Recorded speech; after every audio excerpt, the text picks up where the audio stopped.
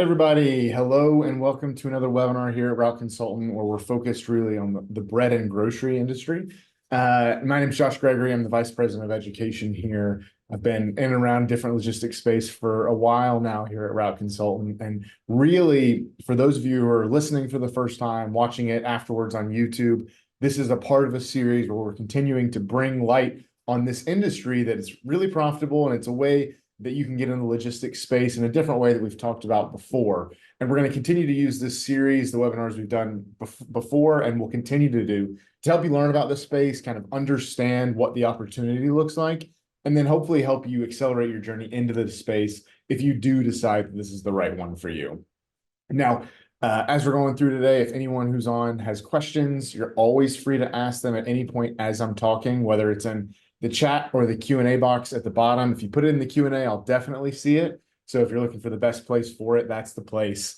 But we'll just have time, so you can either wait till the end if you have a question or ask it at any point while I'm talking today. Now, the way this will work, though, is for most of this session, we'll be talking about, the topic of the week this week, which for this week, we're talking about something that many of you may not be experienced in, especially if there's some of you who are looking at this space coming out of FedEx or Amazon. But it is really important to the bread and grocery space, which is how you market yourself and your business to find ways to continue to grow and the things that you need to do there and be aware of. So we'll be talking through that today. And we again have Stephen Ryan on. And if you haven't seen these before, aren't familiar with him, Stephen has over a decade of experience in this space, both working for different bakeries, operating his own routes, and really growing to a scale where he doesn't have to be on the truck every day, which is probably an aspiration for many of you looking to get into this space. So, Stephen, if you want to go ahead and jump on and say hello. Hey, good afternoon, everybody. It is great to be back with you. Perfect. Always good to have you, Stephen. So I kind of gave that lead in. We're talking today about marketing and the different aspects of it. So I'm going to come at this in a few different ways. And, I think the normal way where I kind of want to start is, what are the things you need to do to market within your current accounts, your current businesses? So how do you kind of grow that footprint at the stores you're already in? What are the things you should be thinking about there? Sure. Yeah, this is a great question. So, as you're learning the grocery space, just a quick little recap, you're going to have a planogram or a set within the grocery aisle that's going to dictate, what SKUs you have on the shelf and how many facings you have for each one of those. And so, the great thing about this business is there's very little direct marketing. You don't have to, dream up promotions. There's a whole back office team that looks at, product pricing, consumer buying trends, new products, and they're really on the forefront of developing all that. And then it's our job to execute. So for all the retailers that you're going to represent, you're going to receive a promotional calendar, and that's going to dictate the nationally planned promotions. And so you really want to look through that and try to execute at a store level. And so if you have a product that is a hot sale, if it's $1.99, buy one, get one free, you want to get a display because your shelf isn't going to sustain the velocity that that's going to bring. And so as you grow the business, as you get better displays through the relationships with the managers, through driving velocity, you're going to increase your footprint in the store. So every 6 months to 12 months, as these accounts grow, as they change, as consumer buying habits shift, they redo the planogram. And so the more velocity you can show on a product, the growth rates that you can show on the product, the more stable shelf space you're going to get on a consistent basis. So that's really the core crux of growing and being successful, and some of the things that took me some time to learn that hopefully through this series you can jump into and be successful right off the bat. Yeah. So, a situation like that, you're, at the corporate level, the bakery is pushing a big promotion. How much of that do you ever have to communicate with the store, or is that all done for you? It really depends. So some are done on a national level, planned around major holidays, 4th of July, Cinco de Mayo, Thanksgiving. But then regionally, if you have some products that are really flying off the shelf at a certain retail or even at full retail, that's up to you to really communicate with the store, and at a individual route basis in a smaller footprint area, you have that ability to upsell and serve the customer well and grow your business individually. Got it. Okay. So it's Cinco de Mayo this weekend. You're thinking, if you're in Mission, you're trying to get your tortillas out there and ready, and you're trying to, kind of go. Who are the people that you're trying to talk to at the store to have these conversations? Yeah, so it really starts with the grocery manager. So home office is going to communicate to the home office regionally in Nashville, Florida, California, to the retailer that you're representing. That's going to get filtered down to the grocery manager, and so you need to make them aware of it, make sure that they're in compliance with the promotional calendar, the display plan. And then if it's not enough, if it's too much, you can try and help them, adapt to that, whether it's calling for a 2 shelf tie-in and you have the velocity to show that you would really benefit from a full end cap, hopefully through that relationship, you can shift a little bit as long as you're operating within those parameters. Okay. And are there any certain things that those grocery managers that they want? Like, are there any kind of triggers that you can say, hey, I know that this is how you get paid, or that this is the most important thing for you, and I can do X, Y, and Z, that are just kind of good, pitch sale points to be aware of in this space? Sure. We've talked a little bit about, the digital transformation and digital coupons, where it used to be people would clip coupons, from a newspaper, and now everything is kind of moving on to the app.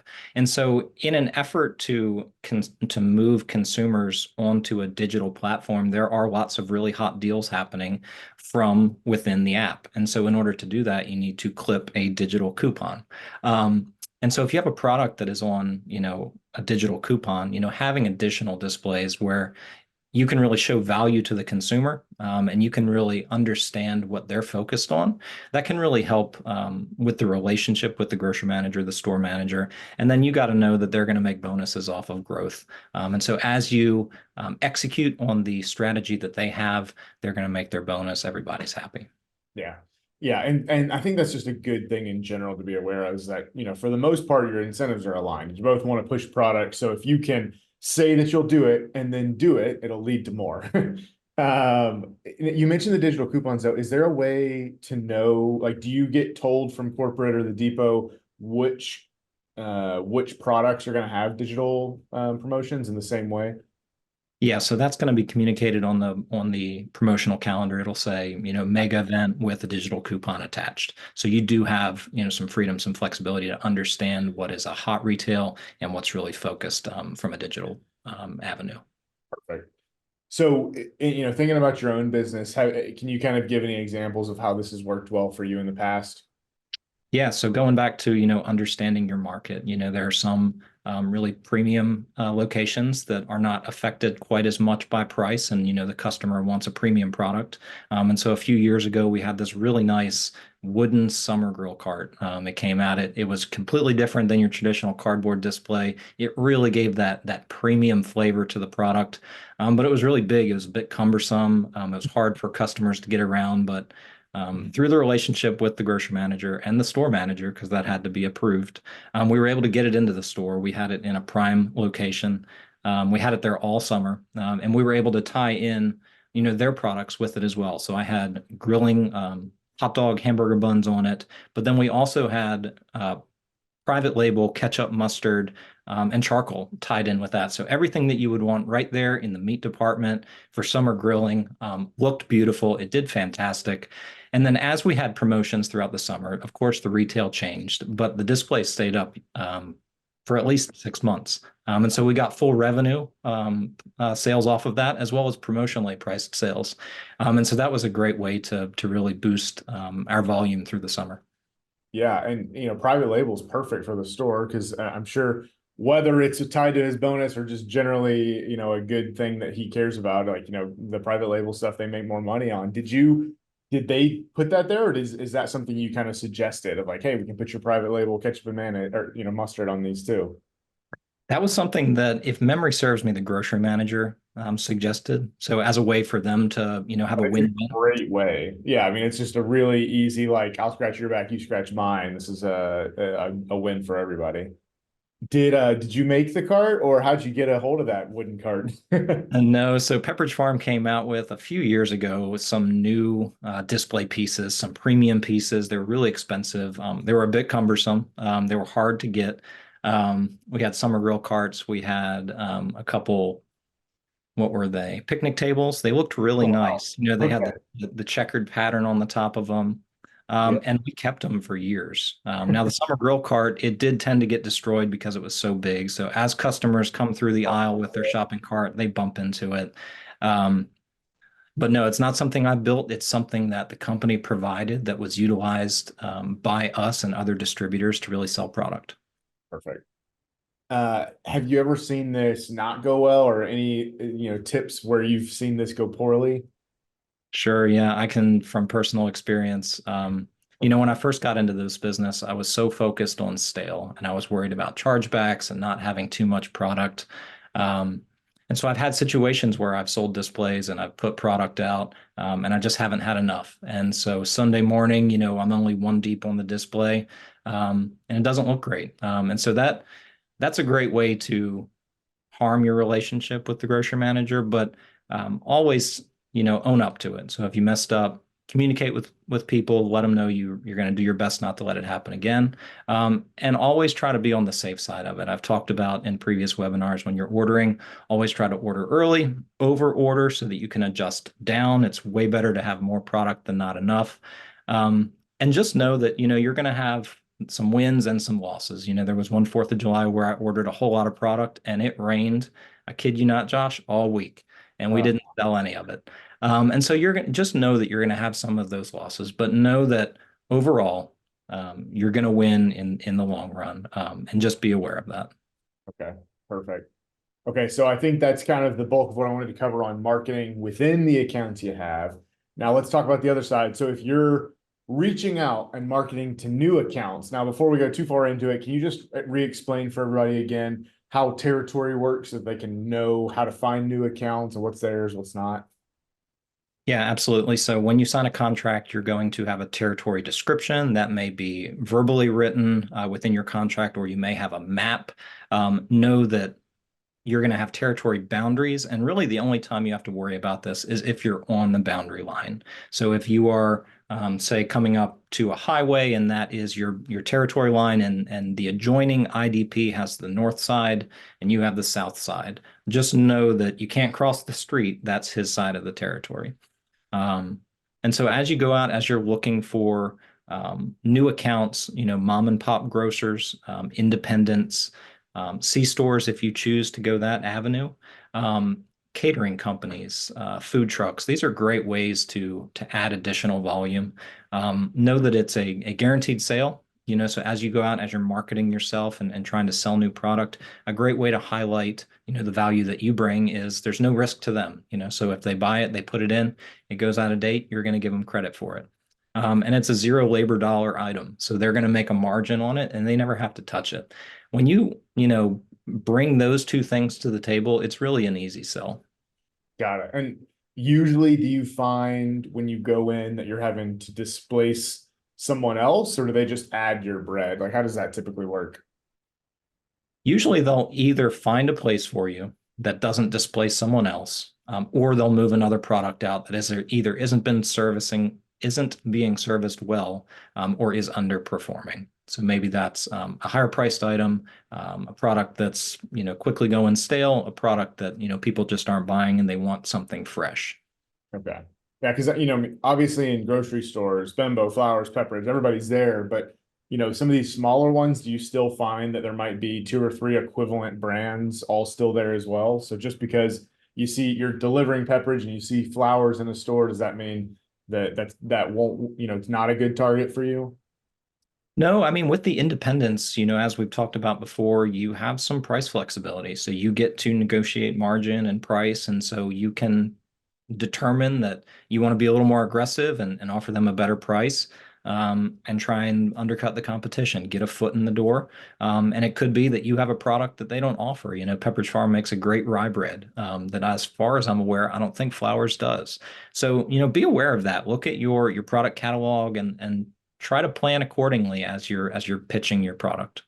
Okay. Yeah. So I think that's the really important thing is, with the ones with like Walmart and Publix, you're not negotiating anything. Your corporate's deciding those stores and you're basically in all of them. They decide the pricing. But yeah, if there are stores that you want and you're trying to displace or get in them, you have complete control over that kind of pricing strategy. So it's a really good point to kind of think through as you're developing where you target and for how much. So I guess the next part of that is, are there certain types of accounts that are best to target when you're thinking about this?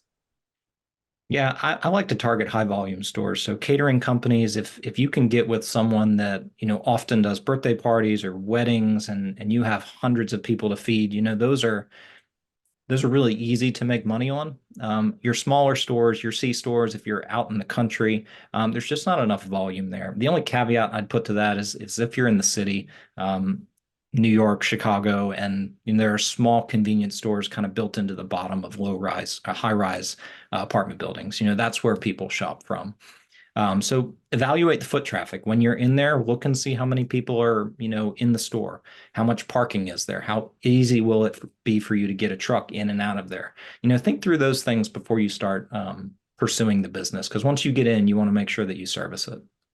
Yeah, I think that's a great point. One, you kind of want to do your little spy work of seeing how much, just check in a couple of times throughout the week and see how many people go in and out of that store to decide if it's worth it. But really, that last point, how much of a pain is it going to be to get my bread truck here? Is there anywhere to park anywhere nearby? Like that can be, enough of a reason not to target somewhere. If you have to park really far away and you have to cart it and maybe there's not even a spot, there's lots of that to think about as the little X factors to kind of call out there.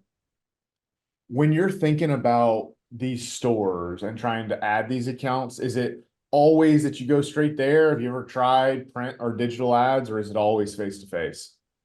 Yeah, from my experience, it's always been face to face. When you can, put a face behind the name, you can offer your own flavor, you can assure them that you're going to take good care of their business. That goes a lot further than, a flyer or dropping an ad, in my experience. Okay. Yeah. So sure you can try it, but I think for the most part, the way you'll find success there from a marketing perspective is it all comes down to who you are and the brand that you're willing to, or that you can kind of show, and the kind of strategy and story that you'll talk through in those conversations. So I think that brings us kind of to the next point when it comes to marketing is how do you kind of market yourself and your brand to try to attract new employees? Like what does that look like? Who do you talk to? Like how do you bring in new employees there? Yeah, that's a great question. It starts with knowing your business, right? So you have to know what type of value you can bring. You got to understand the challenges around the route space and some of the wins. And then you can start to tailor your pitch to employees. Ask lots of questions. Really try to get to know them and their why, like we've talked about before. Why do they want to work for you? And what are the things that you can bring to this relationship that will encourage them to stick around longer? You've heard it said before that, um, people will forget about the things you said, but they will never forget the way you made them feel. And so bring that, to your business and think about people first. And when, it's 3 a.m. in the back of a truck, they're going to stick around when they're having a bad day. Got it. Yep. I think that's really what it comes down to is there will be those mornings where they didn't sleep well the night before, they had to be up, they're sick of bread, and you still want them in that morning to respect you and the business enough to kind of at least continue with their day and have a conversation later. So when you're thinking about bringing these employees in, do you rely on word of mouth? Do you use print or digital ads for that? I like to start with word of mouth. In my experience, you get a lot further when you get a personal referral. I know this guy. I know he operates with integrity. I know that he treats his guys well. I know that he would do the same for you. I think you guys might be a good match. So getting the word of mouth referral is a great start. If you're not getting anywhere with that, a Facebook ad, get your friends to share it. Certainly, you can go Indeed. You're just going to have lots of applicants and you're going to really have to sift through quite a few people to find what you're looking for. So you have lots of options, but I would start with the word of mouth referral first. Yeah. Yeah. And I think we see that in just about every space is that in the logistics side that word of mouth is going to be your best friend, but you might have to supplement it depending on the market and what you need and how soon you need them. Now we talked a lot about building relationships with the grocery managers, with depot managers. Have you ever seen that where you've built your brand with them and they kind of proactively bring you employees or bring you potential hires? Yeah, I have had this experience. So, on a personal level, just talking with my grocery managers, I mentioned, I was looking for someone for Sunday pull-up service. Do you know anybody? And he said that he would ask some of his part-time workers.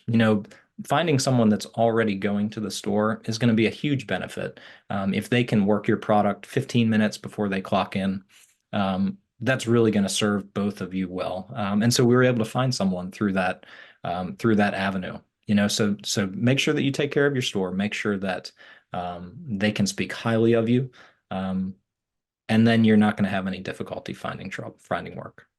Yeah. So these relationships have all kinds of benefits down the road. Obviously, it matters for the growth that you can find in the store, but those good relationships, those grocery managers are talking to a lot of bread route drivers every day, every week. And so they'll know if somebody's asking for work, they'll know who the good ones are. And that can be a great way to find your next employee if you have those relationships built. So I guess just as a last point, have you seen any creative ways of marketing in this space or any other things that people do here? Yeah, so ad space on the side of a truck. We have Yeah. done this personally. We've had guys do this in our depot. Um, so you can certainly sell ad space on the side of the truck. You have a billboard that's rolling, around a territory all day, every day. Um, Typical, beer, liquor brands, public health announcements. That we saw this through COVID with the vaccine. Major sporting or music events. These are going to be 2 to 4 month contracts. You can expect $100 to $200 a month. But they're going to come, they're going to put graphics on the side of the truck. They're going to remove it. It's going to have no impact on the quality of your truck. The paint isn't going to peel off. They do a good job. We haven't had any issues. So that's a great way to, bring additional revenue if you're looking to do something like that. Okay. And how do you find those? Creative marketing companies. So any type of local marketing company, sometimes, they find you. So the first time this happened, someone, showed up at the depot and was handing out cards. And they were looking for people to run ad space on the side of their truck. And through that, they've learned the district managers, the regional managers, and then they can get contacts for all the bread guys. Got it. Do the bakeries ever care that you wrap your vehicles in something else? No, it depends on the bakery. Some of them do have, I know Bimbo, some of the Flowers guys, all of their trucks are branded. I can't tell you for sure that that's in the contract, but if it is, you do want to be aware of that. But others, if you're towing a trailer, if you're driving a truck, you're an independent contractor, and so you have that freedom. Could you, if you're a Pepperidge contractor, could you have Bimbo branding on your vehicle? Probably, probably not a good idea. I'd say even if it's not in the contract, it's probably not your best strategy there is when you drive Yeah. into the depot in the morning.